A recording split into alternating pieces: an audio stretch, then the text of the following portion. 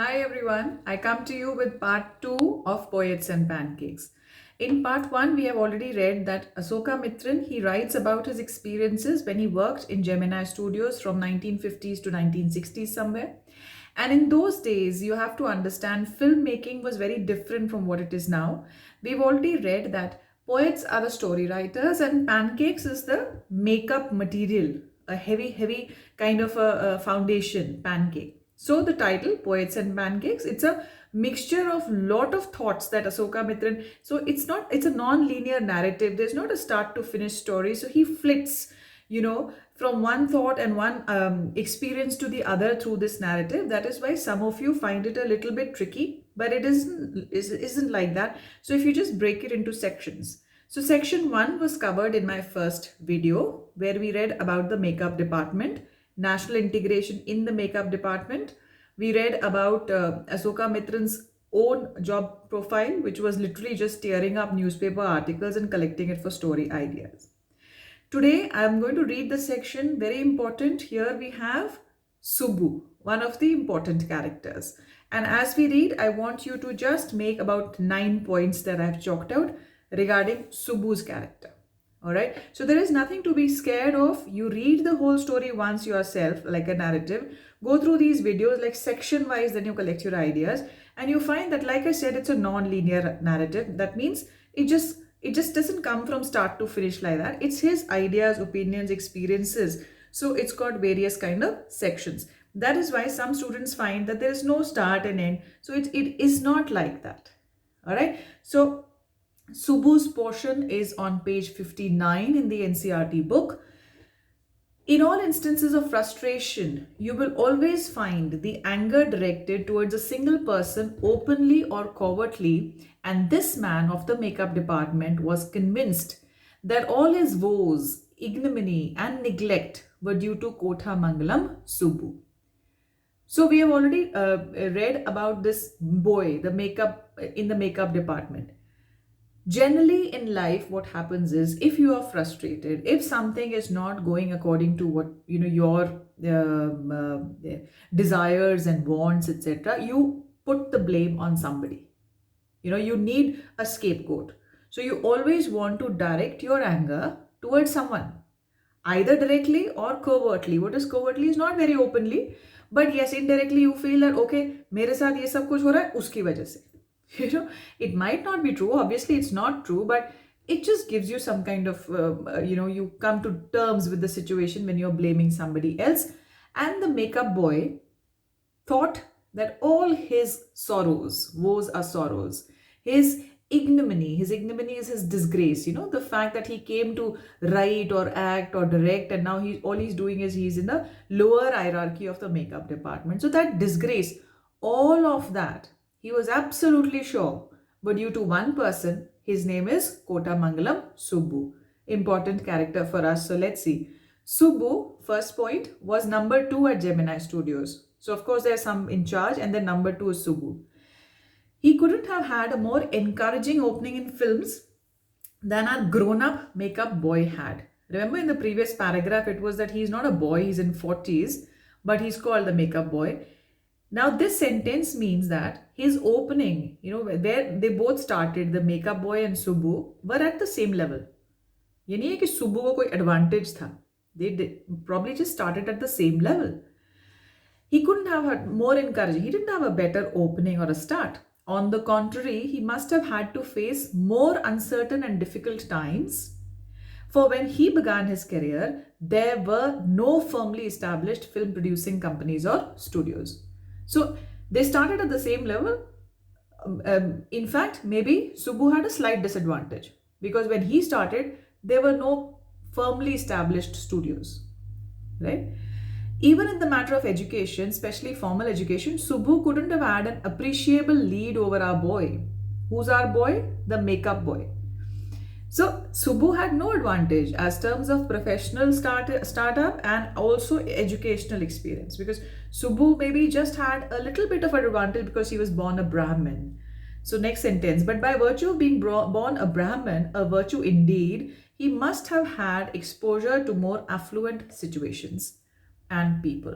So just the small advantage, perhaps what Subbu had, was that he was a Brahmin by caste. And as you know, in our country, the caste system, so because you're a Brahmin, maybe more doors open for you. That's about it. Otherwise, Makeup Boy and Subbu started at the same level when they started work. Education wise, same level. No big advantage Subbu had. Still, Subbu rose to be number two in the studios. There must be some character traits, those we are going to just enumerate now. The first one, I told you already, you right, that he was number two in the Gemini studios. Second one, he had the ability to look cheerful at all times, even after having had a hand in a flop film.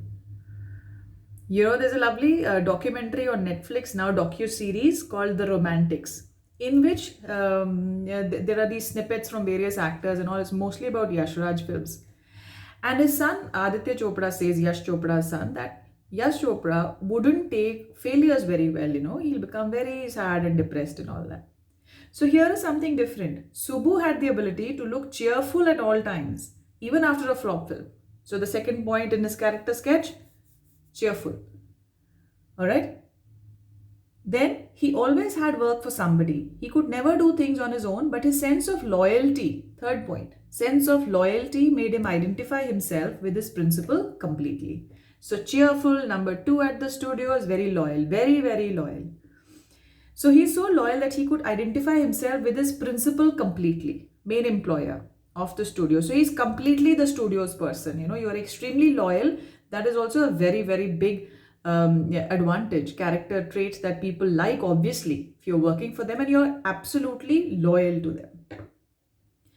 He could turn his entire creativity to his principal's advantage.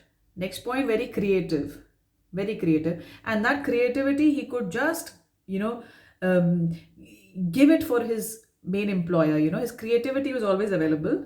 He was tailor-made for films. The next sentence I want you to carefully analyze. Here was a man who could be inspired when commanded. It's a beautiful line.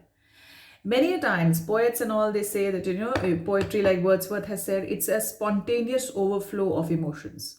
So when you are just, your emotions are there and all that, you write poetry, you know, you feel good, you feel inspired. Many people would say that I can only write if I get, you know, a certain atmosphere. My creative juices flow only in a certain given condition. Here is a man who could be inspired when commanded. Like in class, I tell you, okay, you write a poem now.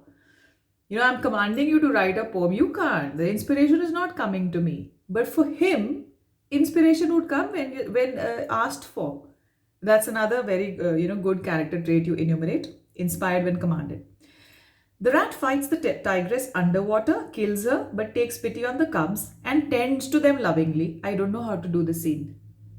So as you know, in those eras, still, of course, certain scenes in the film, especially South Indian narratives, could be larger than life, could be quite, you know, you just can't imagine them. Like this one, which I just read. And how do they film it? Producer would say, and Subbu would come out with 4 ways of the rat pouring affection onto its victim's offspring. So ideas, creativity. So he would come up with so many various options. Good, but I'm not sure it is effective enough, the producer would say. And in a minute, Subbu would come out with 14 more alternatives. So extremely, extremely effective, extremely creative, and he could think on his feet. And even for something illogical, which you just cannot believe, he would come up with so many ideas, you know, 14 different alternatives. Filmmaking must have been and was so easy with a man like Subbu around. And if ever there was a man who gave direction and definition to Gemini Studios during its golden years, it was Subbu. So obviously, if you have a man who is completely loyal, who is very creative, whose creativity inspiration could be commanded, you know, he could just come up with so many ideas. He had work for everybody. He was affable. He was, you know, you imagine such people, they are everywhere around, they manage everything. And that studio then, of course, became dependent on Subbu. Subbu rose in the hierarchy like that because of his creativity, because of his ingenuity, loyalty, and things like that, right? Subbu had a separate identity as a poet. So here is his next point, number 7, poet. So he was also a very, very good poet. And though he was certainly capable of more complex and higher forms, he deliberately chose to address his poetry to the masses. So, like for example, you have lyrics of film songs. Poets are writing those lyrics, people. Those are for the masses. So, a lot of people appreciate them and they sing those songs, and that poetry comes into the masses. Then there is that exclusive poetry which has to be read and studied, and it's of a higher literary genre, and it's got a more complex kind of verse forms. Subhu was able to write those, but he didn't. He catered to people. So he wrote the simpler forms of poetry so that he could cater to the masses. His success in films overshadowed and dwarfed his literary achievements. So he was, of course, more successful as a filmmaker, and that dwarfed meaning made little. His literary achievements were made little due to his stellar performance in the filmmaking business. Or that is how his critics felt. He composed several truly original story poems in folk refrain and diction, and also wrote a sprawling novel, that name Thilanna Mohanambal, with dozens of very deftly etched characters. So he would write long poems, stories, story narratives in folk song kind of a manner. And he wrote a sprawling novel, very lengthy novel with so many characters, which were all very well etched. Deftly etched means clearly created characters. If you sit to write a story, it's difficult to create even two, three written characters. And he had written about 12, more than a dozen of those. He quite successfully recreated the mood and manner of the Devadasis of the early 20th century. He was an amazing actor. He never aspired to the lead roles, but whatever subsidiary role he played in any of the films, he performed better than the supposed main players. So he was a very good actor also. Next point.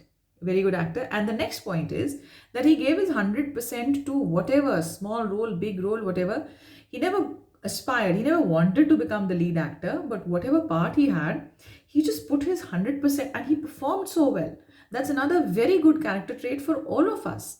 That whatever part we are playing in life, whatever role you are, playing in life, you give it your best, and it'll shine. So he would perform better than the main players, any role that he got. Okay. He had a genuine love for anyone who he came across. Next point in his character. So he was genuinely very, very kind of, he loved people. So he had a love for anyone. And of course, his house was a permanent residence for dozens of near and far relations and acquaintances. Not only friends, even people known to him could come and take shelter in his house. He was open and he was loving and affectionate. It seemed against Subhu's nature to be even conscious that he was feeding and supporting so many of them. So he's feeding them, he's keeping them, supporting them, but never implying that he's doing so much for them. He could never demand anything in return. He was just happy to have people around him. It seemed against Subhu's nature, we've just read this line, such a charitable and improvident man, yet he had enemies also. So this is with an exclamatory mark. Improvident, you underline. And when you're doing this, remember, when you're studying for your board exams, you're reading your text. Any word that you do not understand, you have to find out the meaning.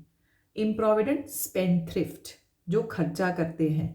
So सबके ऊपर खर्चा कर रहा है. He's so charitable and yet he had enemies.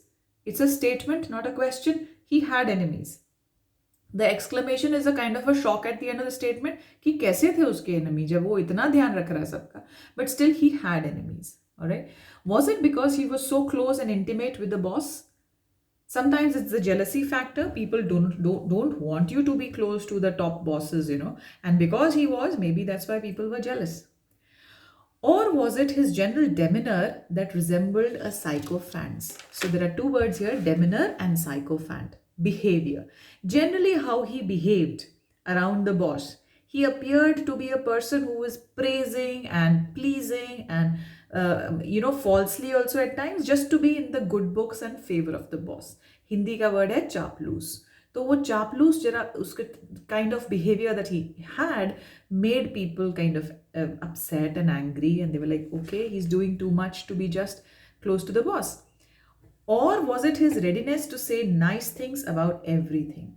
People are very doubtful about those who just have a very positive outlook. So, could be so many reasons. These question marks are just the author thinking about it himself, and rhetorical questions. Is it this? Is it that?